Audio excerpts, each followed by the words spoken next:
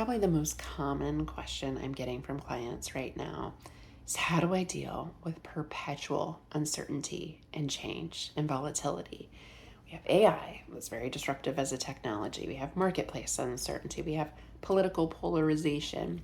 All these factors coming into folks that if you're leading workplace culture, talent retention work in your organization, it's a lot. It's a lot of stress. And this really is beyond human scale, the amount of change that we're experiencing, the amount of volatility that we're experiencing. So, as an aspiring ally, what I would do, step one, is acknowledge that this is a lot, that this is a lot for anyone, especially a leader in the people area, to take on. And so acknowledge the capacity, acknowledge the challenge.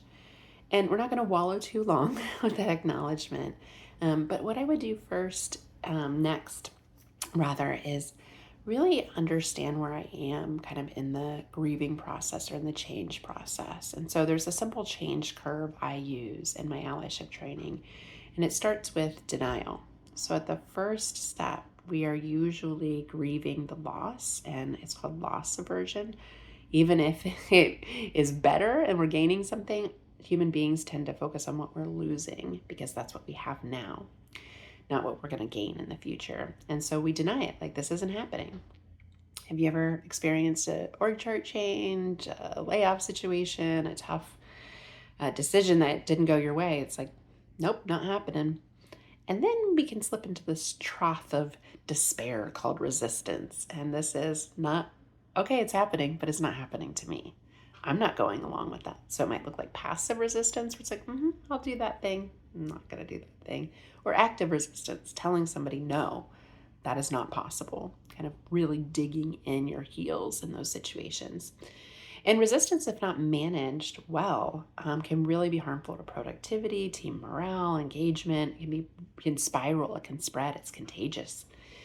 And then we go to exploration, hopefully, where it's like, maybe it's not so bad. It's kind of wishy-washy, non-committal language, like, maybe I'll try that. There's a lot of maybes in exploration. But we start to see what we're gaining versus what we're losing at this pivotal point on the way to hopefully commitment and acceptance of the change. And so that grieving process very much mirrors human grieving. But in the business world, this change model is very real. So know where you are, know where your team is, and you can meet people where they're at. In denial, really reassuring them that this is indeed happening. In resistance, what are the obstacles that are getting in the way? Exploration, like what is working, like what could be possible. And the commitment, how do we get more folks in the commitment stage? How can we leverage these folks as allies to encourage others to go on that exploration journey? So know where you are in the change process, identify where people around you are in the change process. And it is a lot, but acknowledge that, meet people where they're at, and lead them through change successfully because it's only bound to continue as allies.